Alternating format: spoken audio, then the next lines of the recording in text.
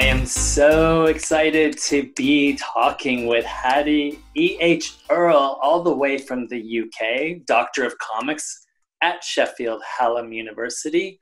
Welcome. Thank you. It's lovely to be talking to you too. So your work is really amazing and fascinating, and comics really groundbreaking, opening new pathways for future generations. But Hattie, how did you get into comic studies? By accident, and I wonder how many people would actually say that if they were asked.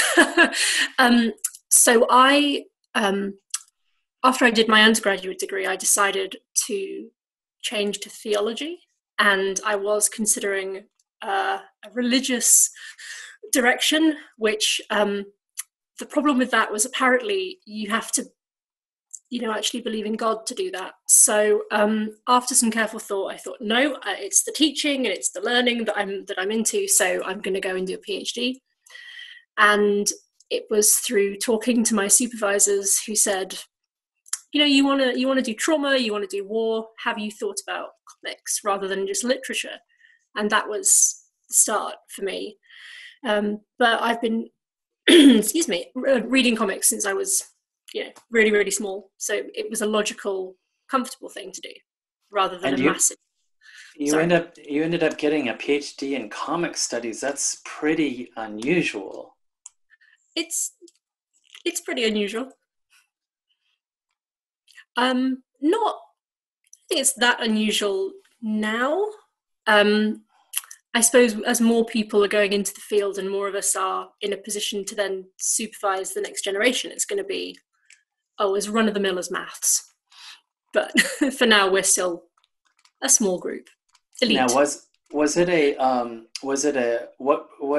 literature program? Was it a visual arts program? I know you also teach creative writing. Where was it? Where did you find that space at Keele University? So the way that PhDs are done in the UK is slightly different to the US in that we have basically no taught component at all. The only taught section that we have to do is research skills, very basic kind of stuff.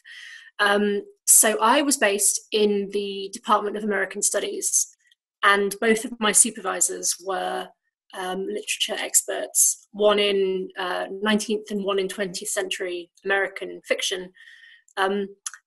So quite quickly into my PhD, and I mean this with no disrespect to them because they were brilliant, I was kind of going above in the comic stuff and they were on the lit side, so we kind of had some, not arguments, sort of heated debates about how things were supposed to be. But yeah, so I was sort of seated in area studies, I suppose it would be, which allowed me to be more of a cultural historian with a bit of lit and a bit of politics and rather too much medicine for my liking, psychology, bit of everything. Yeah, which is kind of the amazing thing about comics is that we can do that, right? It's in and of itself, it's this interdisciplinary space that it doesn't feel forced when we're doing like drawing from these different knowledge spaces. Okay, so you have forthcoming in a couple of months, comics an introduction. Now, what a undertaking, right? This is so ambitious. And part of it is that, and I know having been there, like how in the world do you figure out the pathway through the planet's, right, history, long, even if we do a short history, the huge amount of comics out there? With difficulty and an awful lot of stress. And I should say, I'm slightly terrified when people are going to read this and be like, oh, you've completely ignored this aspect. I'm so sorry. It's mostly an Anglophone history, so English language, mostly British and American comics, where the history is concerned, some manga, some Spanish, some Indian. But I had to be fairly brutal in cutting out a lot of the really wonderful comics traditions that I just didn't have space for. And so in many ways I was frustrated to be writing a history that I felt everyone already knew, or at least the one that seems to be the most commonly parroted. The thing that I wanted to do that was sort of mine was make sure that all of my or the majority of my references to actual comic books were using women artists, creators of color, queer creators. So actually not saying, oh, look, here's enter white, straight, cis man. Isn't his work amazing? And instead saying, oh, but what about these people? So, and actually it's in the background, you can see I've got Becoming Unbecoming by Una, which is a fantastic autographic, which features quite prominently. And I managed to speak to some really wonderful artists who are publishing their stuff online or in magazines or self-publishing to try and really show what the field is beyond, well, I'm not going to name the people who might be a bit, but you know what I mean. The names that we all know. Yeah, no, we really need this corrective introduction. Absolutely. And I can't wait for it. Were there, I love how you just articulated your approach and how you wanted to kind of carve through sort of histories that have already been kind of established or told, because they're not the full story. They're not the full histories. But let me ask, while you were doing this work, did you have any surprises, things that you just like blew you away? I don't know, comics that you hadn't even imagined existed, or, other things that were really surprising for you? Yeah. So one of the chapters is on autographics and life writing, because I figured massive area, loads of research interest, and so many of the, and I don't like the term, but canonical comics are autographics. So there's a chapter on that. And when I was trying to see where this, not habit, what's the word? This tradition of telling stories through comics, life stories through comics, really came from, I found one that is Portuguese and was published in various Portuguese language publications, and also in Portugal, but also in Brazil. And I had never heard of this person and thought, oh, okay, but that's not the history that we're told. We're always given maybe the four immigrant manga from the early, 1904, I think, four immigrant manga, which is American. And then there was this Portuguese one from like 30 years earlier, and I thought, oh my goodness, no, I'm going to have to do some research on this. And it was incredibly difficult because, I don't speak Portuguese, for one thing. So there were little moments like that where I thought, I have to do my due diligence. I have to show this thing that I found. And it's going to be a struggle because of my own language skills, or I haven't got access to the archive. But hopefully I've done a good service to those people who created these wonderful things that don't come up, partly because they're not Anglophone. Mm-hmm. Right. Yeah. Brings us into that whole space, that tangled space of distribution, gatekeeping through translation, where the kind of powers are in terms of, publishing, yeah, all of that. Wow. And of course, when we do discover these important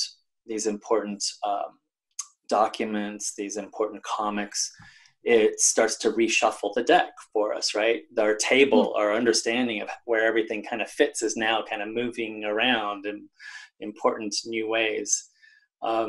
So Hattie, tell us about your 2017 comics, Trauma and the New Art of War. Oh, my firstborn book. So this is my PhD thesis that I then published as a monograph with the University Press of Mississippi. And what I was trying to do is show that comics can do something with representations of trauma that other forms can't, to to really talk about what trauma is and how it feels and what's the experience. I think I use the term mimetic trauma for that moment when you read an image of war or of conflict, and it just gets you.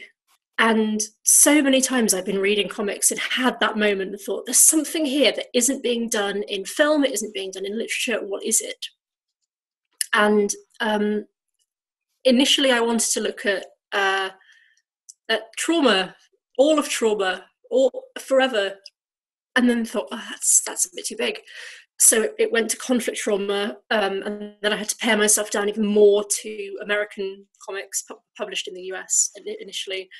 And then I got even narrower. It was post 1975. So I had this tiny little period of time, which is just ripe with the most wonderful depictions of what it is to be caught up in massive international conflicts. And for the most part, they're stories of really ordinary, average, almost boring people who just happen to be thrown into something hideous. And the stories that are being told are universal in their individuality, if that makes sense. We can, because they're the story of an everyman and often his very specific backstory coming up through, for example, the draft into Vietnam and then serving and having a limb blown off, for example, in one case.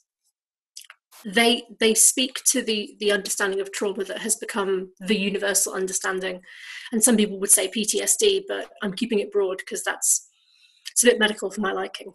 So that was what I tried to do. And I also wanted to get over this thankfully now largely gone understanding of comics as low art, low form, trash, pulp, whatever you want to call it.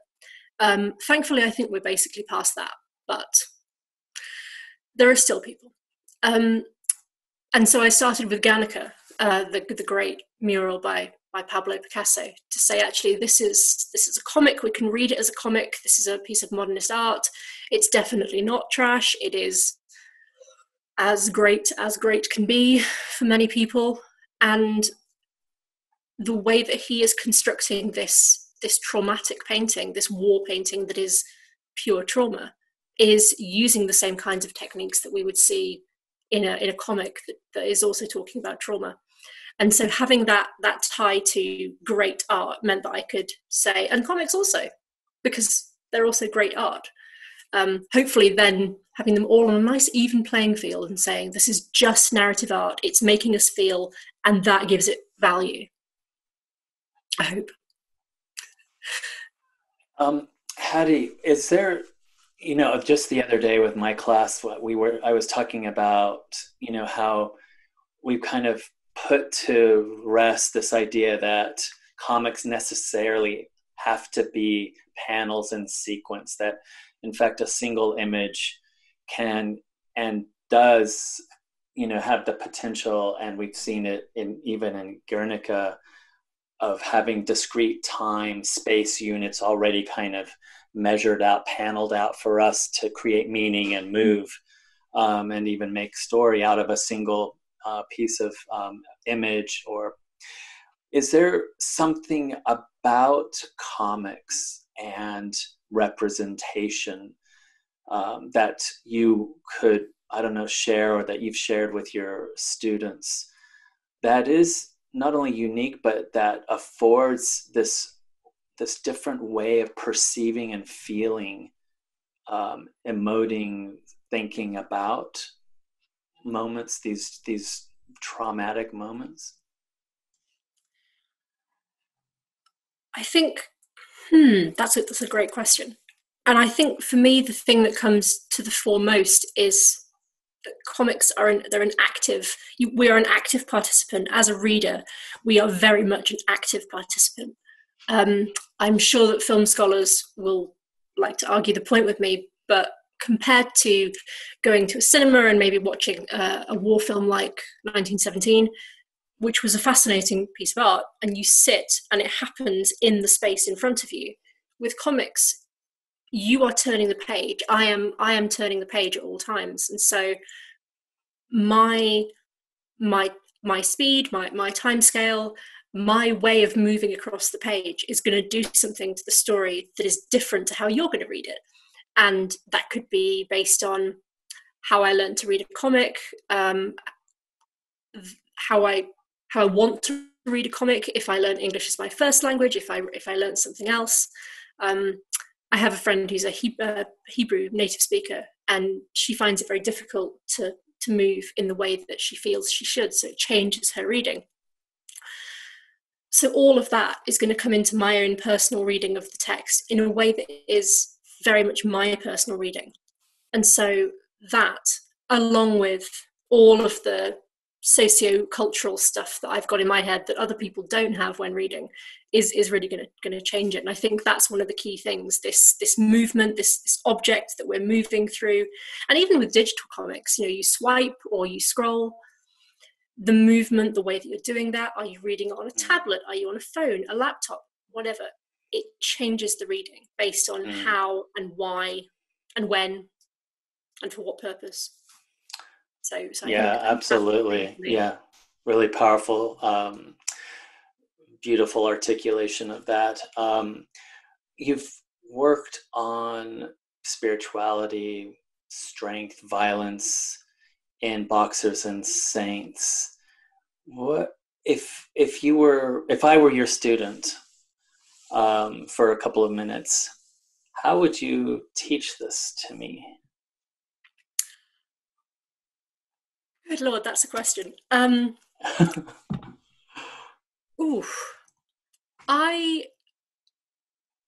think I would say that this pair of books, because they're two books, companions, is the most representative of that idea that comics of conflict, comics of trauma, are telling individual stories.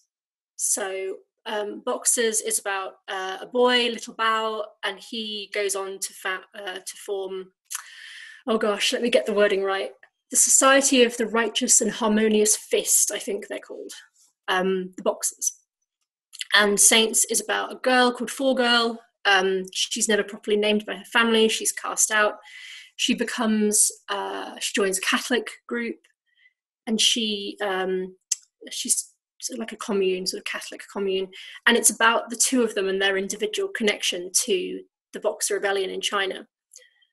But it's very much about the individuals and how they relate to the conflict, to the world, and to each other through their understanding of spirituality.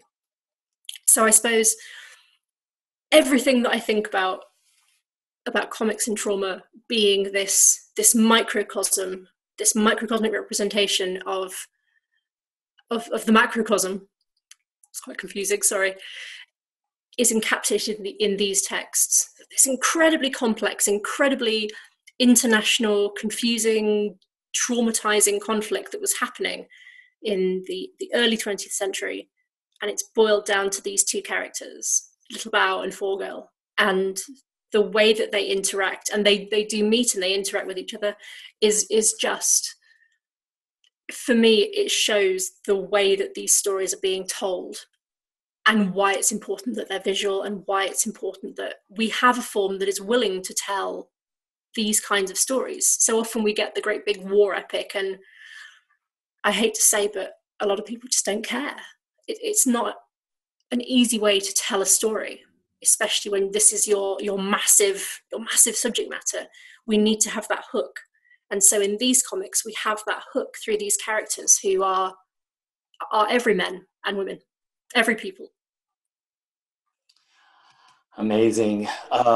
We started to kind of go into this space a little bit earlier in our conversation, but I know that you've done some work on, something more mainstream like the Nam, and then, what are, I don't even like the term, but let's say indie or alternative, with GB Tran, Vietnamerica, and T. Bui's right work. What's happening here if we were to bring this idea of decolonizing colonial frames into these spaces? Have you read the Nam? Oh, I've read, yes, I have, actually, believe it or not. it's bad. Yeah. It's just bad. It's of its time, I think, is the polite way to put it, but it's just bad. Um, Although the representation of trauma is quite interesting. I suppose these two examples on the right. So there's GB Tran, who is American by birth but Vietnamese family, and Thi Bui, who I believe was born in Vietnam and then came over to the US when she was a child. So they're writing from a family history that is really, really different to the creative team behind the NAM, which, as far as I know, is American, sort of white American men and I don't know if any of them were drafted. I don't think they were. So there's a lot of cultural baggage, of personal history there. They will have both Tran and we write about knowing what their parents went through and having to grow up with that background of, well, this is what your dad survived when he was your age. Almost like he should be grateful that he isn't surviving that, and all of the problems of transgenerational trauma and parents who were traumatized before having children. In fact, the first page of Vietnamerica has that image of the mother saying, "When your father was your age, we left Vietnam." So the way that they're writing and the reasons for the writing is really different to the NAM, which is a Marvel series designed to show troops' experience with really quite racist depictions of the Vietnamese characters. Really, really unpleasant, and very unpleasant depictions of women as well. No one comes off well in that comic, really. I think the other difference is that Tran is quite open about his artistic background and the way that his father was a watercolor painter, which he talks about in the book, but he also shows the French colonial impact in Vietnam. So through Bande Dessinée, and there's a panel where someone is giving his dad a Tintin album as a gift. So he's been quite open about the fact that for him, comics have always been there, but they weren't the mainstream comics that potentially people in America would have grown up with. They were something quite different. So I think the reason I like working with this particular very diverse pairing is it shows two really different sides of the conflict. You have the gung-ho, very Manichaean, America, woo, kind of way of looking at things. And then this nuanced, multi-generational, this is the violence in my country and this is where it's come from and this is what is happening now, because Tran and we both go back in, I think, around 2007. So it's not just, oh, am I allowed to say Team America World Police? That kind of understanding that you quite often get in mainstream, especially Marvel war comics, versus a nuanced family narrative, which is doing something so much more with the Vietnam War. It's there, the war is happening, but actually it's about family and it's about the individual coping with a hard situation rather than let's go and shoot some people. And yeah, in fact, it's extremely pedagogical, having these all sort of together, because it really does show kind of how radical Bui and Tran are in kind of decolonizing these spaces, right? Yeah, amazing. Speaking of teaching, so I know that your kind of approach, your worldview is very much that of someone being socially engaged. So how do you bring that into your creative and scholarly courses on comics? So at the moment, I don't teach any courses specifically on comics. All of my teaching is creative writing, but I bring comics into that an awful lot, to the point that I think my students kind of think I'm mad. And most of it is through imagination. So the degree I teach in is creative writing. A lot of the students come in, they know what they want to write. They want to write a YA dystopian novel or a sci-fi trilogy, or they want to, be the next Ishiguro or they want to be a novelist or a poet sometimes. And I want to break that down and say, do you? Is that really what you want to do? Because if it is, that's great, but also it might not be. And I find that giving them something outside of their comfort zone is the best way to do that. So for one of my modules, the opening text is Matt Madden's 99 Ways to Tell a Story.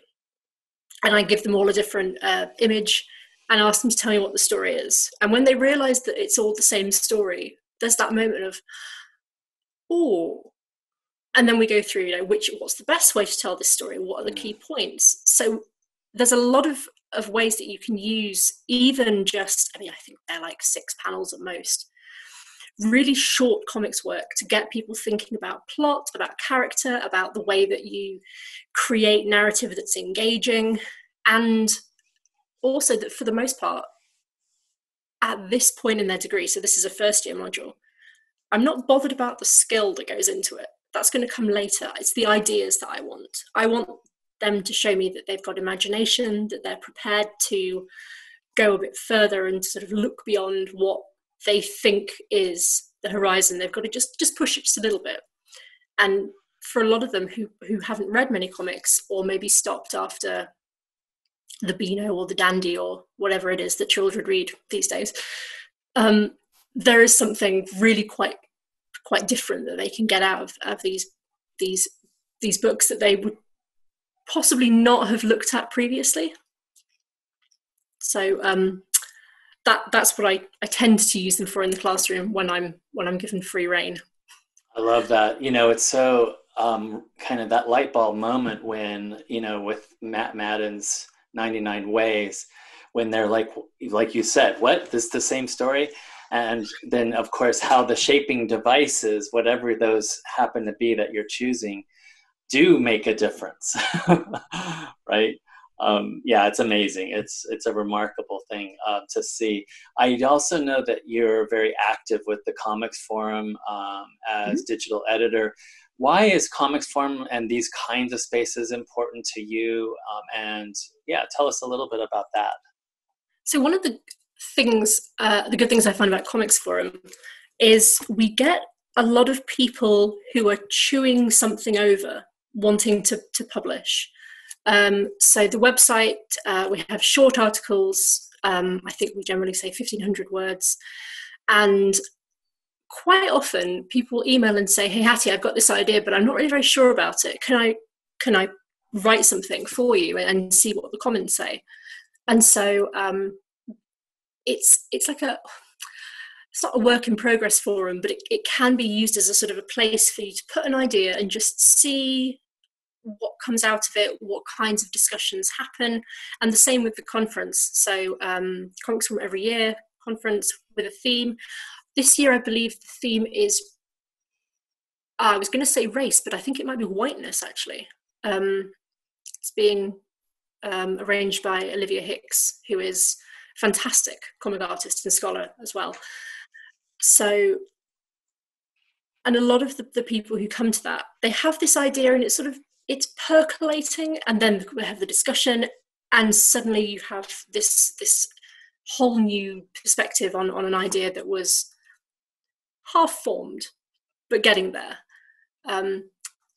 There's also, it's a useful scholar hub, so I have quite a lot of people looking to find someone who works on X and say, oh, well, have you met this person? So it can be useful for joining people together and making community links, we'll call it that. Wow. Keeping busy, that's for sure. And yes, definitely a kind of teaching by other means, because, you're helping guide others into this space where we can formally write, talk, convey our ideas about comics. I love it. Amazing. So Hattie, this is kind of the $1 million question, which is, where is the vitality in comics and comic studies today for you? Where are you seeing it?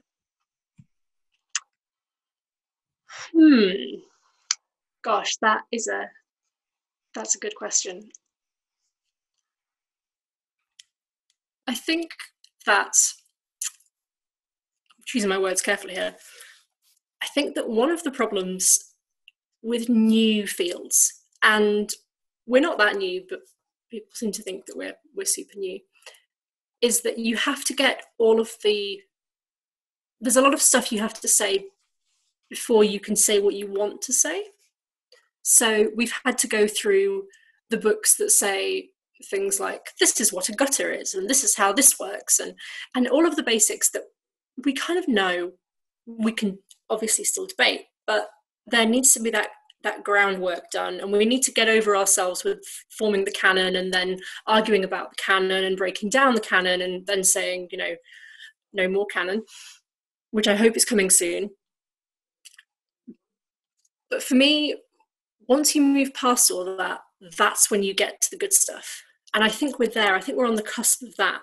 So I've noticed a lot of scholarship on various diverse creators or works that aren't in English translation. My colleague Martin Lund and I are working on an edited collection about comics that aren't available in English.